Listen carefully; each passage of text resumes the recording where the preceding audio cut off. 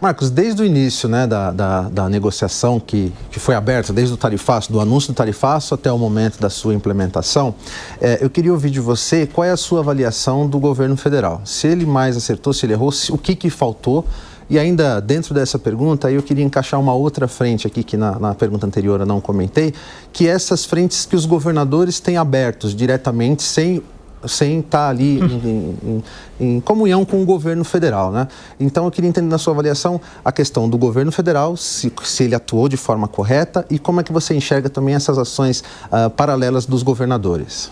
Muito boa, Elias. Para tentar ser mais correto possível nessa avaliação, eu vou fazer um contexto bem geral para olhar um pouquinho o federal. A gente sente a Apex, que é a agência que promove as exportações do Brasil, muito ativa. Ela fez muitas ações, inclusive a gente fez parceria, passamos um mês na China, fomos para Coreia do Sul, Indonésia, fizemos uma ação muito interessante na Bélgica com outros países europeus para discutir as leis, as novas regulações do Green Deal, né, o Pacto Verde. Então, a gente reconhece que foram feitos muitos esforços e a gente conseguiu participar de momentos importantes. Vou dar aqui o exemplo lá em Bruxelas, que é a sede da União Europeia. Eles montaram um evento que colocava as associações do Brasil, que exportam, a contraparte da Europa do outro lado da mesa e as autoridades brasileiras na outra parte para fazer um diálogo, né? E ali se discutia a União Europeia, Mercosul e pontos desse tipo. Quando a gente vai para o Ministério da Agricultura, lá com o Fávaro, o secretário Luiz Rua, que veio do setor privado, a gente era colega de IPA, existe o Instituto Pensar Agro, que isso, a gente nunca esqueça disso, é o maior patrimônio que o Brasil tem hoje e na parte de governança, é um instituto como o IPA, né? Que tem mais de quase 60 organizações, 60 cadeias dentro do Instituto Pensar Agro, que dá a base para a FPA, né? E o Luiz Rua, ele foi desse meio das carnes, hoje ele já está há algum tempo no Ministério da Agricultura, na Secretaria de Relações Internacionais, trabalhando essa parte de abertura de mercados, a gente tem um número de 400 mercados, então a gente reconhece esses esforços que o MAPA fez para abertura de mercados, a gente reconhece tudo isso, participamos, viabilizou a participação de um monte de coisa e já estamos com um monte de atividades agora na Itália, com o Dia Internacional do Café, a gente vai fazer na FAO Roma, quantos países estão na FAO, né? Participa, e a FAO tem os índices de desmatamento, que é dali que todo mundo tira para fazer a análise da lei antidesmatamento da União Europeia, quantos países estão participando. Então o Brasil vai fazer uma promoção da imagem. A Embaixada do Brasil vai chamar todos os industriais europeus no dia anterior ao 1º de outubro para falar sobre cafés do Brasil. Eles já abriram as embaixadas e a gente já usou muito isso com promoção da imagem. Então a gente tem que reconhecer isso, né? Isso. Posto isso, tem a discussão da tarifa em si. A discussão da tarifa em si, existem níveis hierárquicos que a gente conseguiu colocar o setor para se conversar. Isso é importante, é transparência. Ali a gente pediu para correção de narrativas, muitas vezes, essa explicação por que a China não é a solução para tudo, né? Não é simplesmente virar uma chave, né? Então, a gente pediu foco na economia, urgência, senso de urgência. Tem certos outros parâmetros que não está na nossa alçada, né? Que são visões, talvez, aí, tem questões de eleições, tem, cada um fala para sua base de eleitorado, né? Tem essas questões que a gente vê, né? Que impactam, né? Por isso que talvez a gente apoie, né, a tudo que o vice-presidente tem feito, Geraldo Alckmin, e ele tem uma experiência muito grande, né, nisso, mas ele é o vice-presidente, né, tem coisas que é o presidente da República. Então, talvez ali que a gente precise também ter esse diálogo, essa abertura, esse senso de urgência, esse foco na economia. Então, existe essa questão que a gente ainda tem uma situação para resolver, né? E os governos estaduais, vou dar o exemplo da participação do governador Tarcísio no Congresso Brasileiro do Agronegócio, que de uma forma muito sábia eles chamaram de agroalianças, né? Veja que já está pensando em aliança do setor privado nessa nova realidade geopolítica complexa. Ele anunciou uma série de ações de crédito para o exportador, aumentando o limite para quem está envolvido com os Estados Unidos, liberação de ICMS, crédito do ICMS, né? Então ele já mostrou um plano. E ainda na fala dele, ele ainda falou o seguinte: o governo federal tem que sentar com ele já deu todas as instâncias, com quem cada um tem que falar. Então ele já tem um mapa na cabeça dele de qual é um caminho para se negociar, né? Eu achei muito interessante a forma como ele explicou. Existe a investigação em aberto? Pois tem um caminho para se negociar lá dentro. Existe os secretários mais importantes, existe a Casa Branca, né? E nós fomos procurados pelo governador Zema, nós como Secafé, para discutir o que pode ser criado, porque Minas Gerais é o maior produtor de café do Brasil, Espírito Santo o segundo. São Paulo se destaca porque é 80% das exportações via Porto de Santos. Tem o polo industrial aqui, tem o consumo de café maior aqui em São Paulo. Então todos os estados, esses estados são os mais importantes. Então a gente vai ter uma agenda agora, provavelmente entre essa e a próxima semana com o governador Zema. Já está avançado São Paulo. Então a gente tem que tentar influenciar onde a gente consegue, Elias. Então tem coisas positivas e coisas que nos preocupam demais. Mas está na hora do Lula ligar para o Trump? Na nossa visão, sim. Sim, Elias, sim. Acho que sim, pode ser difícil, acho que vai ser difícil, mas é um enfrentamento que é necessário. Alex, eu já vou abrir o espaço para você. Só o Túlio que queria fazer uma observação em relação ao que está em andamento aqui. Que foi, Túlio? É um complemento. Você disse que as negociações com o Geraldo Alckmin foram abertas de forma transparente.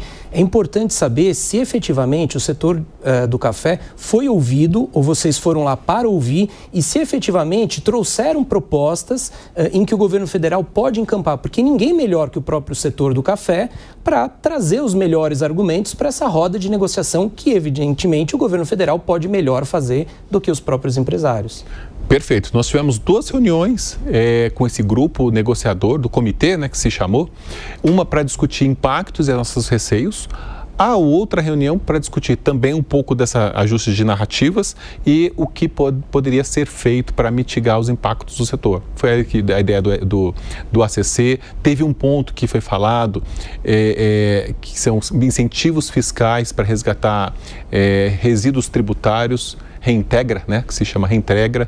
Então, assim, coisas desse tipo foram falados. Então, a gente tem esse diálogo, existe abertura, confiança e transparência. O setor foi ouvido. O último foi dia 4 de agosto. Então, se formos chamados novamente, estaremos lá.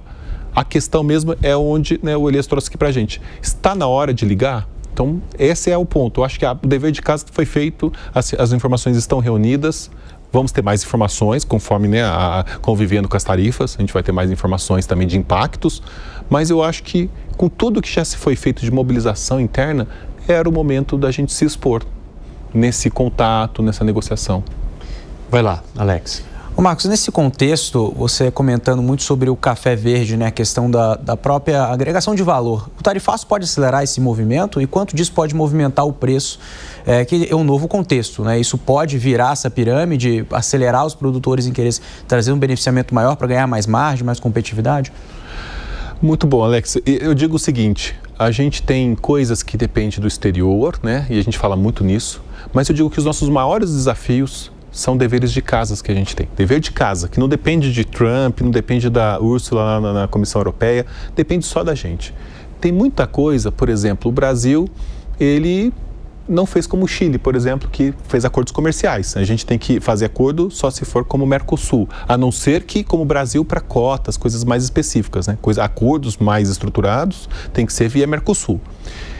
A gente não fez esse dever de casa. O Brasil não está conectado mundialmente. Eu vi um estudo econômico que mostrava que valia mais a pena, viabilidade econômica, você montar uma planta industrial de café, de torrefação, de solúvel no Chile, trazer a matéria-prima do Brasil, quem produz, e exportar a partir de lá, porque tem as conexões. A gente é taxado com 9% na União Europeia, a gente é taxado com 30% de produtos industrializados, Na Índia, os 12% que eu já mencionei da China, 15% nos Estados Unidos, antes das tarifas, claro. Então, veja, nós não temos a cultura de acordos comerciais. Isso custa para nós. E digo mais, e por que às vezes a gente não consegue? Tem uma outra questão que aí divide a nossa base, que é o comércio internacional é uma via de mão dupla. Então, se eu quero exportar, eu também não posso ser protecionista. E o Brasil é protecionista. É muito claro isso, o nosso nível de protecionismo. A gente sabe que tem cadeias que são mais sensíveis, que você tem que proteger, porque eles não têm capacidade de competir. Mas são questões muito pontuais. No café, a gente tem restrições de trazer cafés verdes, para fazer a industrialização no Brasil. 90% de tudo que a gente consome no mundo de café são blends. Então, o industrial, vamos dar o exemplo aqui dos europeus, Matibo, JDE, Nestlé, Suíça, ela usa todas as referências. O Brasil é a maior parte do blend, mas tem um pouco de Etiópia, tem um pouco de Colômbia, tem um pouco de Índia, tem um pouco de Vietnã. É como você ir numa loja da Nespresso. Você vai ver ali quantos tipos de cápsulas. Você vai ter Brasil em tudo, mas você vai ter da Indonésia, da Colômbia, você vai ter misturas, esse aqui é um blend de América do Sul com África, Uganda. Então, como que a Nespresso vai colocar uma planta no Brasil, sendo que a gente tem restrições para trazer matéria verde? Porque muitos pensam que se eu trazer cafés verdes, eu vou trazer pragas, ou o preço vai cair, ou os dois. Né? Primeiro, praga não pode ser porque você tem que fazer análise de risco de praga. Se hoje não existe nenhum risco fitossanitário, seja de uma doença ou de uma praga, com risco para entrar no Brasil. O que tem no Brasil já está no Vietnã, já está na Colômbia. Hoje a gente não tem um sistema de alerta no café de uma praga que é risco, como aconteceu no cacau, a monilíase. Diferente, o café não tem isso. E tem um estudo que é prévio, que é a regra existe um tratado comercial, que é do Acordos para a Proteção dos Vegetais, que você tem que fazer uma análise de risco de pragas. Então, isso o Ministério já fez para vários e tem outros na mesa para se fazer. Agora, a questão é que a gente tem apenas hoje aprovado o café do Peru, a arábica do Peru, e eu acho que do Vietnã, o robusta do Vietnã ainda em processo. Então são poucas origens. Então a gente não tem essa possibilidade. Então o investidor internacional, o dono da indústria, ele olha o Brasil um país cheio de amarras, que tem protecionismo. Então a gente tem esse dever de casa de discutir, mas isso causa revolta muitas vezes entre os produtores. Não tem uma maturidade político e institucional para discutir importação de cafés verdes. Mas esse é o caminho para a gente fazer, porque se não fizermos esse dever de casa, o que aconteceu? O Vietnã pode passar a base industrial brasileira, porque está se investindo tanto naquele país, e mesmo o Brasil, quando está com menos competitividade de preço, se vocês olharem os relatórios do Secafé de exportação, tem café que o Vietnã está importando da gente. A Colômbia importa mais de 1 milhão de sacas, chegou a importar 1,7 milhão de sacas do Brasil. E segue importando cafés do Brasil. Por quê? Eles estão pensando outras coisas, outros parâmetros para análise econômica deles, né? Compensa ter o café brasileiro. Então a gente tem uma categoria que chama países produtores que importam cafés do Brasil. Tem vários, Índia, Indonésia, todos importando cafés do Brasil. E a gente não pode fazer o mesmo? Então a gente tem que explicar para o produtor que isso é bom para ele, atrair investimento industrial. E junto com os acordos comerciais, a gente torce para a União Europeia e Mercosul acontecer, porque no caso do café ia ser bom, ia cair a barreira de 9% no solúvel e 7,5% no torrado e moído em 4 anos, ou seja, ainda vai levar mais 4 anos de desagravo, sendo que o Vietnã já fez um acordo comercial com a União Europeia, já é 0 para eles. O México tem bons acordos, a Nestlé colocou várias plantas industriais lá, uma de estado da arte. Então veja, a indústria está saindo do Brasil, está indo para outros países. E como vamos estar em 2040, em 2050? A gente vai ser cada vez mais participação menor em agregação de valor do café? Não é isso que a gente quer ser polo da produção, da exportação, da agregação de valor, e a gente ter o PIB do café conosco. O Alex levantou a mão, diga, Alex. É só mais uma colocação em relação à agregação do café. A triangulação, mesmo que não seja uma solução efetiva, a gente quer industrialização aqui no Brasil, mas a triangulação pode até escapar das tarifas, como você comentou, do acordo comercial, para os produtores brasileiros em termos de industrialização do café? Isso é uma questão que a gente precisa avaliar de acordo com as regras do comércio. Né? Como o café são blends, né? São blends, você precisa ter várias origens para se produzir um produto e exportar. A gente sabe que existe uma relação comercial União Europeia e Estados Unidos, e o café está nesse comércio, né? Nós temos a sede das grandes indústrias nesses duas grandes regiões, os países todos. Nós temos o componente da reexportação, que também é relevante. Então, a gente tem que entender quais são as regras do mercado, quais são os blends que vão ser produzidos, como é que está a relação União Europeia-Mercosul, embora tenha sido definida a tarifa de 15%. Tem contrapartidas muito pesadas para a União Europeia, é preciso entender melhor, mas, a princípio, até o Parlamento Europeu deve ser envolvido para validar, né, esse acordo, e o custo é tão mais alto, principalmente no problema da relação com a Rússia, né, que a gente precisa ver como é que isso vai ficar. Mas é um assunto que tem que ser avaliado.